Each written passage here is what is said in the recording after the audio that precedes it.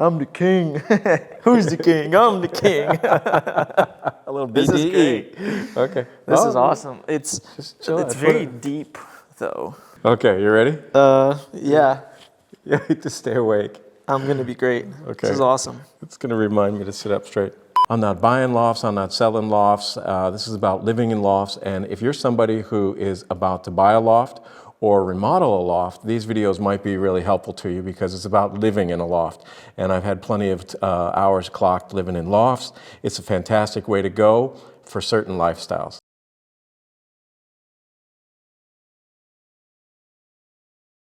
Welcome to another loft reaction video. As you know, these are like loft interventions. I'm with Pasha today. Hi guys. He's on the Muppet couch, the cushy couch over there. We just The brought that addition in. to our beautiful atrium room. We're in the theater today again. If you watched our videos before, you know I have a loft building in Illinois in the suburbs here, and the first floor was had a nice theater space here. So you're looking at the stage right behind us there. It's a pretty sweet setup. So lofts are one of my passions, along with art making and things like that. Let's get into it here. You ready? We're in New York. I'm excited. You're excited? I'm comfy and I'm like, where's my tea, man? I know, you need a snack bar. Here we go. Reminder, if you guys want to watch the beauty of the original video here, this is not the place to be. We have a link in the description, but I'm like samuraiing into this. And if you're not interested in the comments about it, then, you know, hey, it's all right. You check out the original. Here we go. A pre-war loft with 15-foot ceilings and full New York City panoramic. Give a chop already? What? Go for it. Okay, 15-foot ceilings is fantastic. They had a giant fan in there. I want to say something obvious because a lot of people don't realize that. First off, the fan I wonder if I can go back to that. This is nice. For a 15-foot ceiling, you're going to need a couple fans. This one here is pretty good. It's at least 6 feet across. The thing is the obvious, look, fans, in the winter, you spin them clockwise. And what that does is that takes the air current up on the ceiling and brings it back down. In the summer, you reverse the fan counterclockwise and it pushes the air down. You don't want a draft on you in the summer. And a lot of times people don't even realize that the reversal of the fans makes a big difference for air quality. And you gotta move a lot of air in a 15-foot place. I would have positioned that fan slightly different, but hey, it's okay. And full New York City. The view is awesome. Mm-hmm. Nowhere except 330 Wythe Avenue. That's not true. Very nice shots. Mm-hmm. Whoa, did you see that cool transition, dude? Okay, so this was an old shoe polish factory originally. And I know they used to have heavy machinery throughout the whole building, right? Yep. And I can just tell you from my experience selling pre-war lofts that this floor was just done to the nines. There's something different about it. Like, what was the process to do this?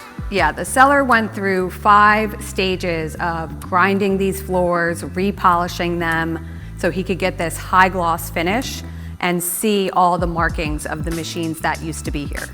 Okay, so that's really authentic.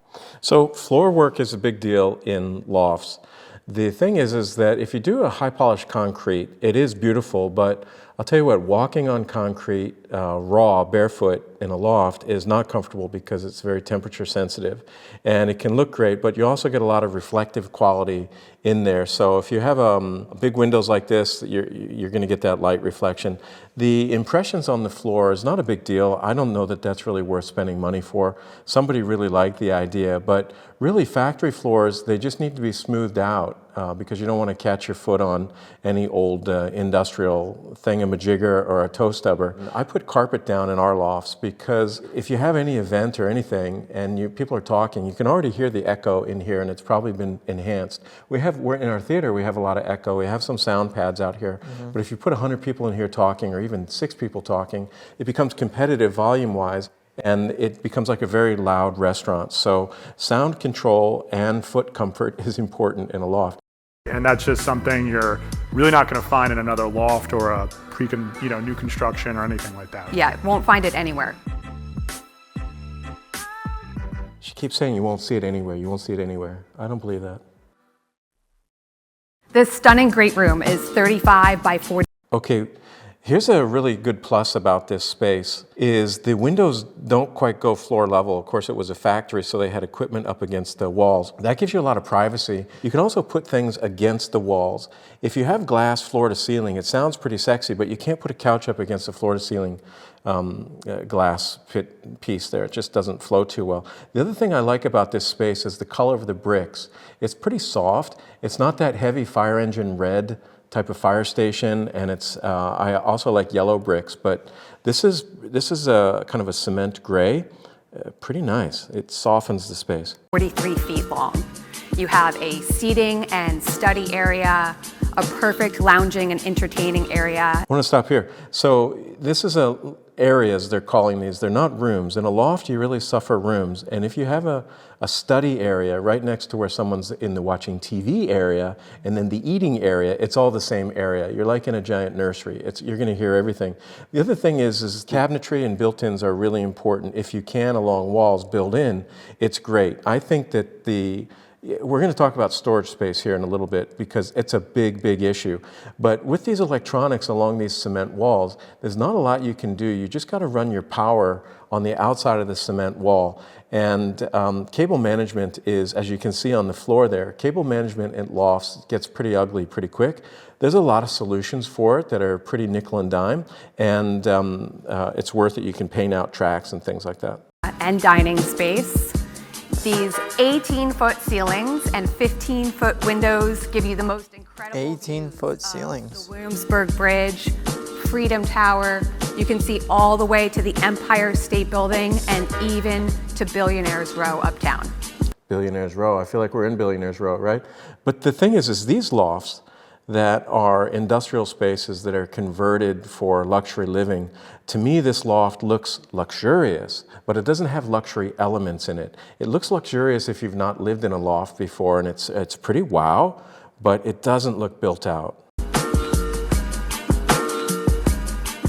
You can keep this massive great room open to...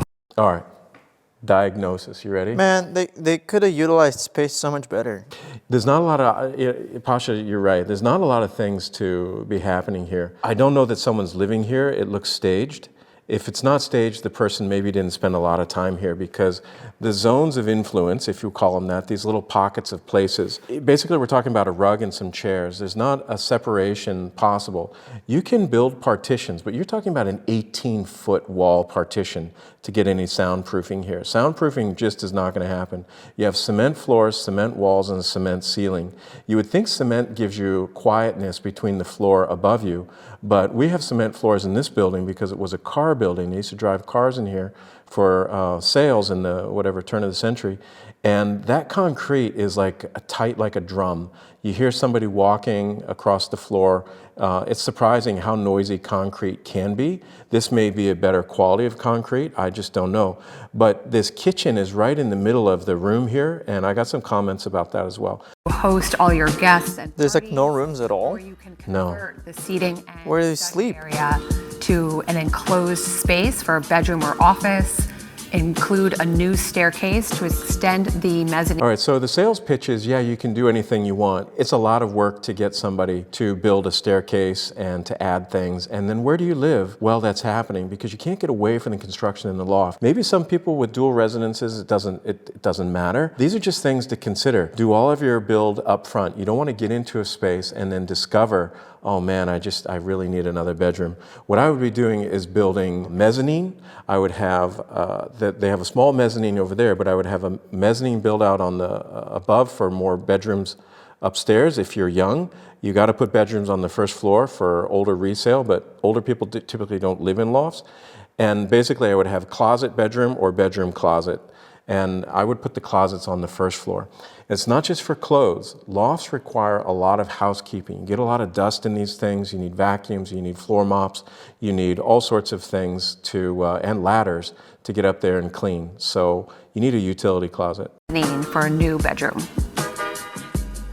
So this is a huge loft, but I can't really see any closets or storage. So like, what's the deal with all this space? There's tons of storage. No, there's not. He has this custom course. cabinet over The thing they're talking about is behind them. So to access this, you need a ladder. And the first 2 doors on the left and the 2 doors on the right, that's your closet. The rest of it is how you're going to get up there. It's really tricky. Ladders in lofts are cool and they're romantic because they can be on rails and they can look roly-poly and super Harry Potter. But if those ladders don't go away, you catch your toe on the ends of that ladder on the wheels. I've seen ladders in kitchens in some of our videos, and if you're going to have a ladder, you really have to have a design for it that's going to accommodate that. And but there's no storage in this space. Effective storage. He has 2 new pantries that were just It's all decorative too. Like, I mean, obviously there's decorations now, but Well, it looks like they're getting something, they're getting to something over here. This is the pantry they're talking about. But this is not storage area here. This is display area. That's kind of the sexy art separation. custom made and an entire wall of closets. oh, that is cool. That is cool if you don't have kids or pets. Why? Well, there's no rail. I mean, there's one handrail. Oh, I'm talking about storage. Oh, okay. It looks like there's storage behind the staircase there, but you really only have storage here and storage over here. All this is dead space because you have your beamwork to hold the floating stairs. Now, those stairs are cool to look at, but I've never felt comfortable on stairs I agree. like that. Those are scary. It's like, what if it just breaks off, right? Dude, I just fell down the stairs the other day. You see me Yeah, limping because I was carrying a box and I missed that last damn step and it was a clumsy move. But that's because I was moving. I don't want to come downstairs sleepy from a loft space. Or, I mean, is the shower upstairs too? Do I have wet feet? I don't know. These stairs are dodgy. You come out of the shower with wet feet? Come on. No, you dry yourself before you go anywhere else. I got mats everywhere. Immediately, you're Exactly. gonna notice the scale of this kitchen. There's tons one of does working that. area. It's stunning to the Wet eye feet. visually, but Okay. This looks like a little bit of a hotel bar or something that they cook in front of you. The stove looks like it was a design interesting thing, but it looks like a cooking disaster. A stove? Yeah. The first thing is you're going to have some sort of ventilation. There's probably downdraft ventilation. I always wondered where that ventilation went because even though it downdrafts, does it draft into your cabinets and then your cabinets smell like your dinner? I don't know that there's tubing that exits the building. This is really important for your ventilation in a loft is you got to be able to get the cooking smells out of the space. Otherwise, in the morning, your loft smells like dinner. And the other thing is these cooktops here, which is built into the counter, even if the counter is really durable, you really got to balance your pots and pans on here, or else you have a slip and a tip. Then your boiling water goes right off the counter, right onto your feet, or something dramatic like that. I don't really care for this stove. It doesn't even have any protection for boil over. There's no catch basin. I get the modern look, but I wouldn't want to cook there. The other thing is that I would have cooked over here and put the sink here. This way I could have a vent up against the wall here for some exhaust potentially. Cooking on islands is not great. what's really unique about it is it's Neolith manufactured. This is a basalt stone, and then the burners are totally integrated into the actual stone. You could slip off of those. Grease resistant. And then you move on to the other part of the kitchen, which has tons of storage, 30-inch wine fridge, extra deep sink, literally outfitted with everything, but everything is also hidden. These cabinets might be bigger than they look, and what we did in our kitchen, we'll show we have a little. We moved some cabinets in it's not a kitchen, it's a break area in this first floor here. And what we did is we took I was going to replace the countertops, and so I took the cabinets and I moved them off of the wall, so I have an extra deep counter. And although that makes it difficult for you to reach above the cabinet, to reach the uppers, I'm tall, it doesn't bother me, but it creates a lot of space for other objects on the counter here. And I was thinking for catering events, you have the warmers and things. I always want to push something a little bit deeper. And so we picked up another maybe 10 inches by moving the cabinets off of the wall, and then we just ordered bigger countertops. So these open shelves here look great until you actually use them, and then you got a sippy cup with a thermos, and it just ends up looking like a thrift store. And nobody outside of for sale videos has cabinet countertops this clean. They get cluttered up really fast with coffee makers and things like this, and there's nowhere to hide all of that. Including the extra storage on both sides of the island. Plus, You do have a hidden Bosch dishwasher right in here as well. All dishwashers are hidden, right? I mean, this is like designed to look like Okay. Oh, the nothing, paneling? you know, like it's the same Good point. color Good and point. everything. Okay, fair enough. It is stunning to the eye, seamless. It looks great. And Yeah. really just fully functional. It's very minimalist. The other renovations this owner put in is this amazing custom floating staircase made of steel. I want him to go upstairs. There it is. Once you get upstairs to the bedroom, you're really going to be Bedroom. No, it's just not a room. It's just a space. organic materials with That's funny. industrial past of the loft. It seems like the showers are back there too. And really a lot of the apartment is Japanese architect inspired. A lot of it's Tado and Wow. Does it make you uncomfortable? How do you use your bed? I have it against the wall, actually. Like I know a lot of like couples have beds where it's like both sides are exposed, right?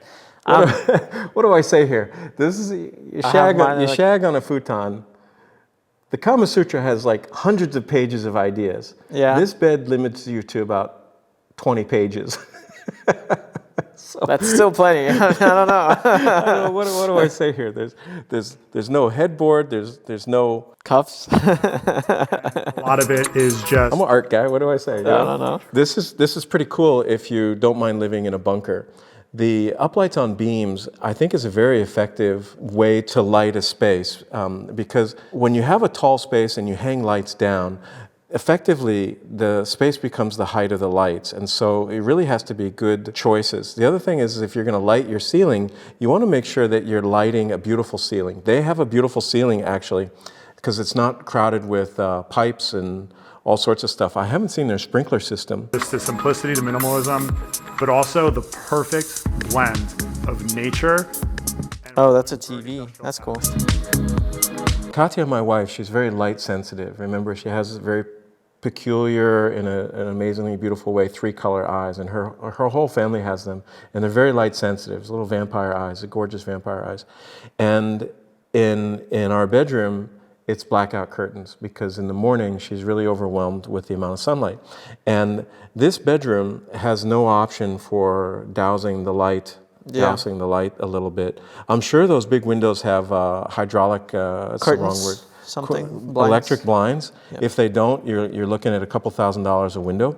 But the light control and sound control, if you're a couple of 2 people, who cares? But the minute you have guests over, everything, including somebody snoring, is heard and it's echoing. So sound control is a big deal. All of this is beautiful, this is well designed. That stuff is great. You want that anyways, but you can't design yourself out of a noisy place without having some sound baffles. And I don't see people putting up baffles. You can put up ornamental absorption baffles and things like this in these spaces, and they're worth it. And Williamsburg industrial past. What is that? So Here it goes. graphically, He's like, this the looks bathtub beautiful. is bad. You can't put a wine glass anywhere. Right. Well, I learned from my wife. So this bathtub looks really graphically terrific with I really like the light well above the top here. And I think that's a skylight, right? I don't know, from here it could be a false light, but 5-star well done if you want to live in a portrait. But if you want to use your portrait, again, Pasha's already busted my chops about this. The bathtubs that are very in fashion, I call them the sarcophagus tubs. There's nowhere to put your champagne glass, your bonbons, your soap. I mean, having the soap come over here, Cold you beer. got to get your ass out of the tub to. There's Yeah. practical things that happen when relaxing. Not only is the construction of the primary bathroom Is there a shower? incredible to look at, but the quality of the Oh, it's like materials are you absolutely use it yourself. You have Oh no, there is a shower. Mori Yeah, tiles, I see it on That's the cool. right. handmade terracotta clay. So you can overflow the bathtub, actually. walk-in wet room consisting of a It'll just freestanding drain. tub, They call it a walk-in wet room. I don't see is that a rainmaker up there? I don't know. But I see the faucet controls here. Shower, For me, it's not a win because we have a big glass shower in our master bath.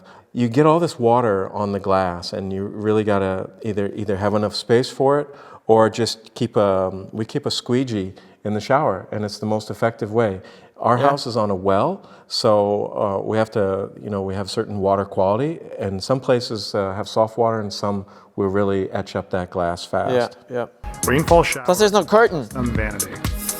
What if you have guests over Well, and you need to take a shower after a gym? you actually bring up a really good point, because this is a big space. How many always do. bathrooms does it have?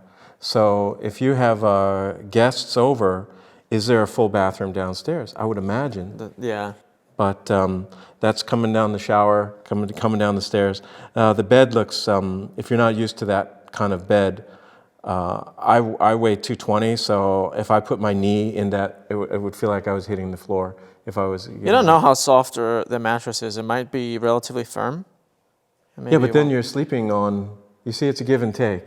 Yeah. So it's a personal choice. Clearly, this person chose this, and they're happy as can be, unless they're not.